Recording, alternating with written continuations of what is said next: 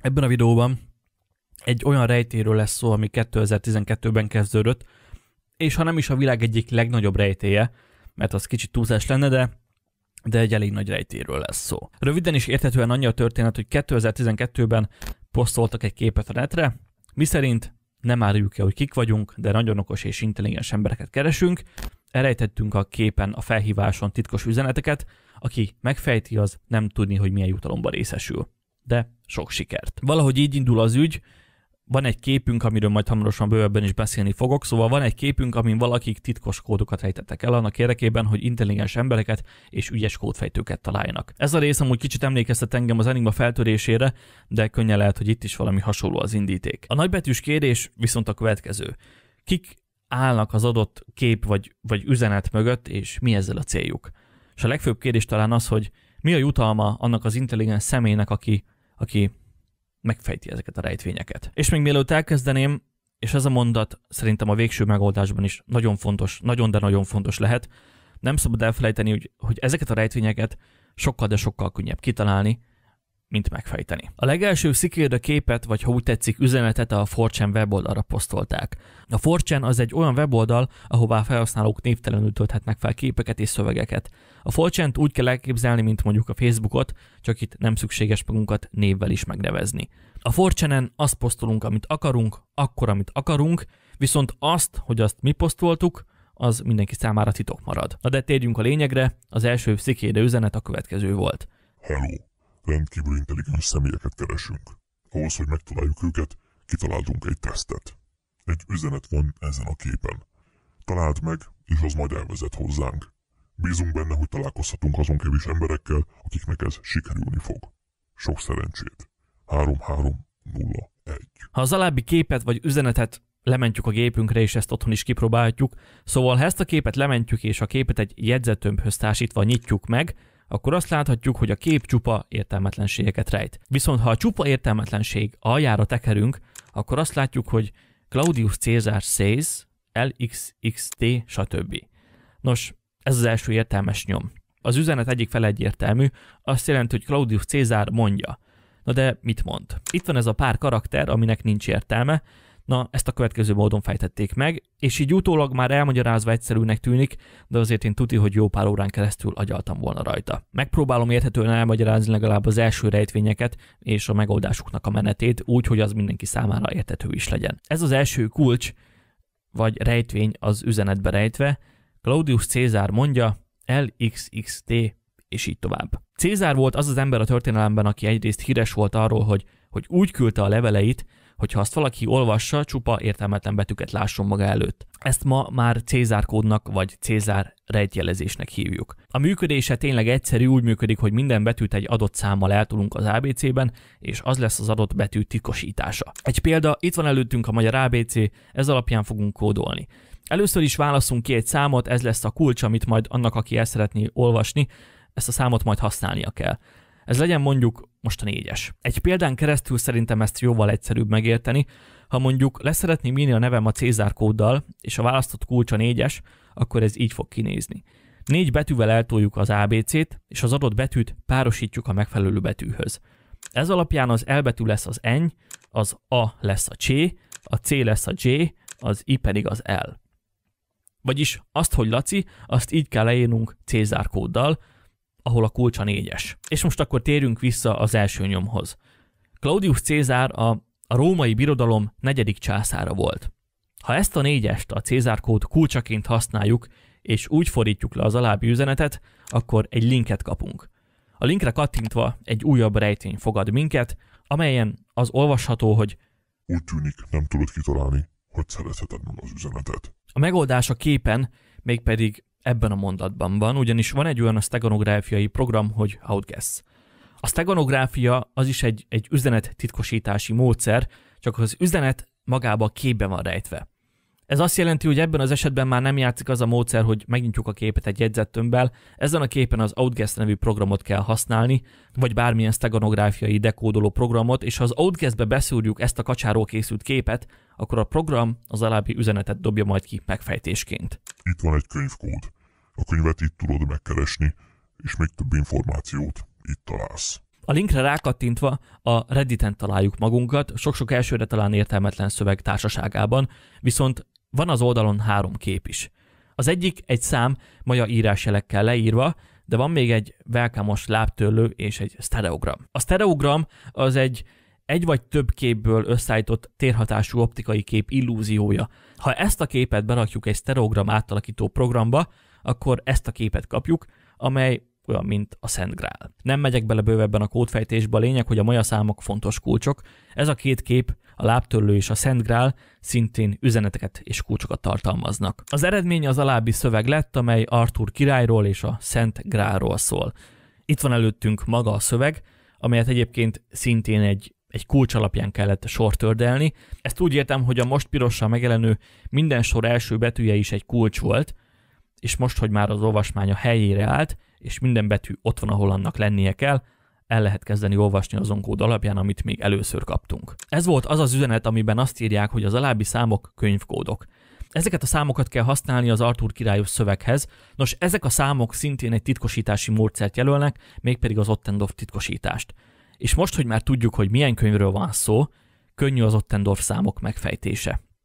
A lényeg egyszerűen, hogy minden ilyen számpáros megadja a szöveg hanyadik sorában, hanyadik betű vagy karakter lesz a miénk. Itt van előttünk az Arthur királyos szöveg, mellette a kulcs, szóval első sor, 20. karakter, C betű.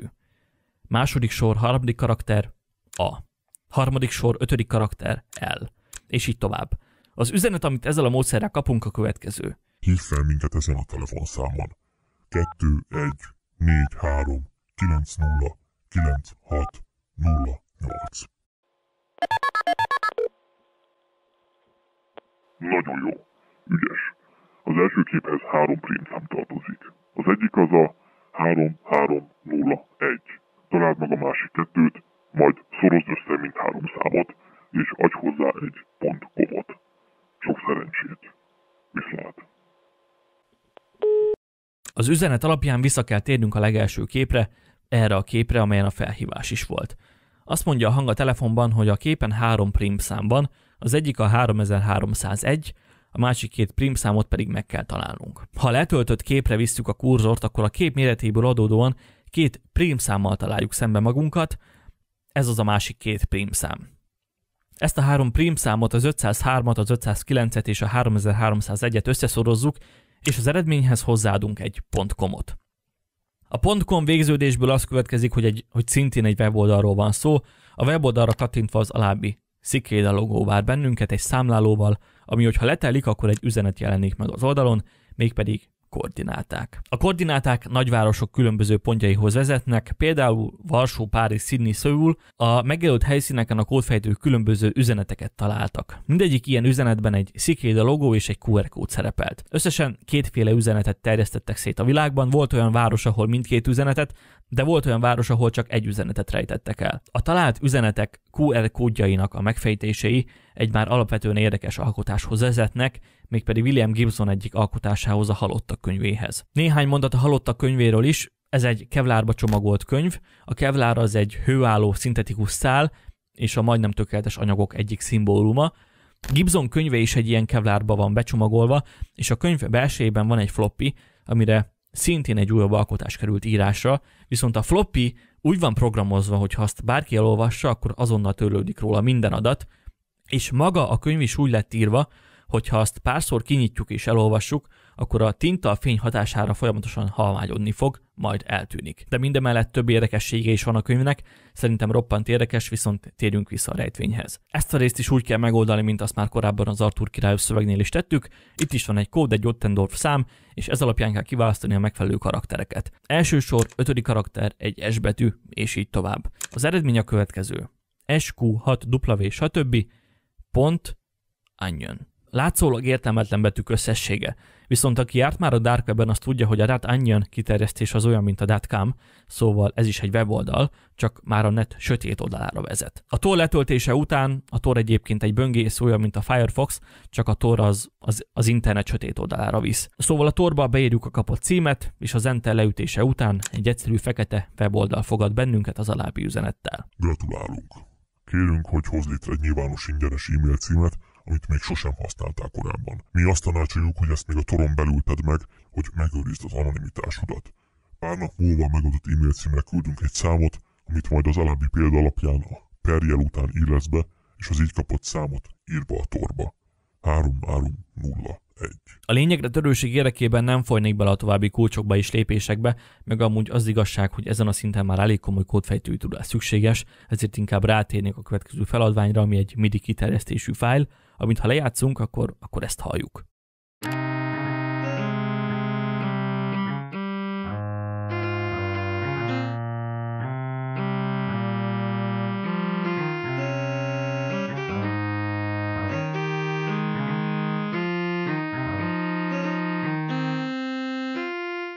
Első hallásra biztos, hogy azt hiszük, hogy csak egy 2 éves kislány csapkodja a zongorát, viszont a Cicada játék nem a gyerekkorról szól, itt még annak is van jelentése, amiről talán nem is gondolnánk. Ezt úgy hívjuk, hogy zenei kriptogram. Ez egy zenébe rejtett kód, amely hangokból áll, viszont szövegként is értelmezhetőek. Például Johann Sebastian Bach is rejtett el ehhez hasonló üzeneteket a kottáiban. A háttérben hallható zenének, és nem tudom, hogy ezt mennyire lehet zenének nevezni, de inkább nevezzük akkor kriptogramnak, szóval a háttérben most egy kriptogram üzenetet hallunk, aminek a megfejtése a következő. Így még mindig elég homályos az üzenet, ezért néhány betűvel ki kell egészíteni a szöveget, így már talán jó, viszont még néhány szó közel férne az érthetőség kedvéért, de így már tökéletesen olvasható. Nagyon jó. Azzal, hogy elértél idáig, azzal bebizonyítottad, hogy nagyon lelkes vagy az igazságot illetően. Hozz létre egy GPG kulcsot az e-mail címedhez, és tölts fel az MIT szerverekre. Majd titkosítsd azt a lent olvasható szavakkal és a Cicada 3301 kulccsal. Küld el a titkosított szöveget arra az e-mail címre, ahonnan a számokat is kaptad. A szavaid a következőek. Ezzel az utasítással gyakorlatilag véget is ért az első játékszakasz, amit a tervezők a következő sorokkal zártak le. Hello! Megtaláltuk azokat, akiket kerestünk. Az 1 hónapos utazás egyelőre véget ért. Köszönjük a lelkesedésed és a kitartásod. Ha még nem sikerült megcsinálnod a tesztet, vagy ha nem kaptál választ e-mailben, akkor sincs veszve minden lehetőséged. A jövőben több alkalmad is lesz a folytatásra. Köszönet mindenkinek. 3301. Ebből az üzenetből kiderült, hogy a játéknak itt még korán sincs vége, annak ellenére, hogy elméletileg a szerzők már megtalálták azokat az embereket, akiket kerestek. A játék egészen pontosan 1 év múlva, azaz 2013. január 5-én újra folytatódott, szinte ugyanazzal a szöveggel, mint 1 évvel korábban, intelligens embereket keresünk, az első nyomot a képbe rejtettük, remélem, hogy találkozunk. Nem mennék bele bővebben a második játékba, ahogy a harmadikba, a negyedikbe és az 5-be sem, viszont ami szerintem érdekes lehet, hogy Budapesten is volt egy ilyen nyom, ami ha az információim nem tévesek, akkor Heliopolisszal van összefüggésben, azzal a Heliopolisszal, ahol Pitagorász a matematikát tanulta. A többi nyomot viszont a forrásom nem árult el, hisz nem szeretné, ha azt mások is megtudnák, és learatnák a munkájának gyümölcsét. A Cicada csoport, már ha valóban egy csoportról van szó, 2012-től a soron következő minden évben kiadtak egy új rejtvényt egészen 2017-ig. Ami több dolgot is jelenthet, egyrészt azt, hogy ez alatt az 5 év alatt nem találták meg azt az intelligens személyt, akit kerestek, másrészt pedig azt, és mivel az utolsó rejtvény 2017-ben került feltöltésre, ez alapján lehet, hogy 2017-ben mégiscsak befutott az a személy, ami után már nem volt szükség újabb rejtvénysorozat kitalálására. Ami engem leginkább foglalkoztatott az ügy kapcsán, az az, hogy vajon ki vagy kik állhatnak a rejtvénysorozat hátterében. Ki lehet az az ember vagy emberek, akik olyan intelligens személyeket keresnek, akik értik a kriptográfiát, a steganográfiát, az ír vagy mondjuk az egyiptomi mitológiát, ért a számítástechnikához, jól mozog a művészettörténetben, és persze van elég pénze ahhoz, hogy a bolygó másik oldalára utazzon egy nyom érdekében. Az egyik ilyen elmélet, hogy a rejtvények eredete egy földön élő idegen fajtól származik, akik olyan embereket keresnek egy titkos projekthez, akik egyrészt befogadóak, ismerik a föld történetét, és persze nagyon intelligensek. Egy másik elmélet szerint egy multicég készül egy nagyon nagy dobásra, és amit látunk, az mind csak a marketing része. A cél az, hogy elterjedjen a Cicada név és a kabóca logó. Majd miután jól elterjedt és az egész világ a Cicadáról beszél, kiadnak egy olyan telefont vagy laptopot, ami a Cicada névre hallgat. Amiért sokan ezt az elméletet nem tartják valósnak, az az, hogy az utolsó poszt 2017-ben volt. Ha valóban egy marketing kampány lenne, akkor 2017-ben valaminek történnie is kellett volna, viszont vannak, akik úgy hiszik, hogy a cég időközben befutcsolt, ezért sem tudunk a 2012-ben még papíron tervben lévő Cicada márkáról. A következő elmélet szerint maga a kormány keres olyan munkatársakat, akik kreatívak és ismerik a kódfejtés művészetét. Ezt az elméletet talán az bizonyíthatja, hogy az Amerikai Egyesült Államok kódexében található egy olyan rész a kormányzati szervek és munkatársak rész alatt, azon belül a 3301-es civil szervezetek szakaszban, hogy az elnök meghatározhatja, hogy a jelentkezők alkalmasak a munkakörük betöltésére, életkoruk, egészségük és tudásuk alapján. Így önmagában ez így nem is lenne érdekes, viszont ez a rendelet 2 nappal azelőtt lépett életbe, mielőtt az első Cicada rejtvény megjelent 2012. január 5-én. Szóval ez alapján lehetséges az, hogy valóban a kormány keres intelligens embereket egy titkos projekthez, vagy csupán a rejtvény készítői szeretnék volna mellékvágányra vinni azokat, akik meg szeretnék tudni, hogy kik állnak a Cicada rejtvények mögött. Egy olyan elméletet is találtam, bár én ebből nem vonnék le következtetést, de érdekesnek mindenképp érdekes, hogy van egy emberi gén az egyik fehérje családból, ami a 3301-es kódot kapta.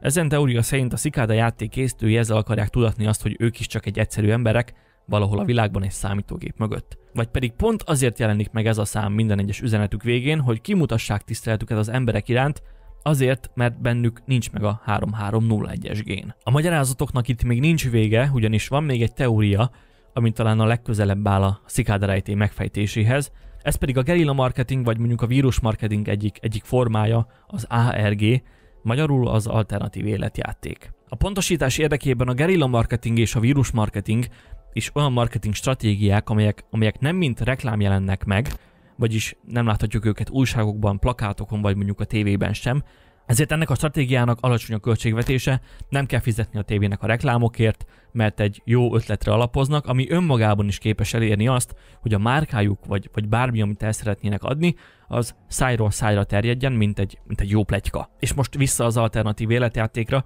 Az életjátékot a legegyszerűbben a Perplexity játékon tudnám szemléltetni. A játék egy ellopott kockára épül fel, amit egy idegen civilizáció birtokolt, és a cél az elveszett kocka megtalálása az elrejtett nyomokon keresztül. Például több nagyvárosban is képeslapokat szórtak szét az alkotók, az egyik oldalán egy tokiói épület, és a képen látható kivilágított ablakok kódja egy weboldalra vezet, mindemellett a képeslap hátulján is vannak elrejtett üzenetek. De csak hogy a lényegre térjek, az egyik ilyen rejtvényben William Gibson egyik regényét rejtették el. És akik ezt a videót a kezdetektől követték, emlékezhetnek, hogy William Gibson hallotta könyve a Cicada rejtvényekben is megjelent.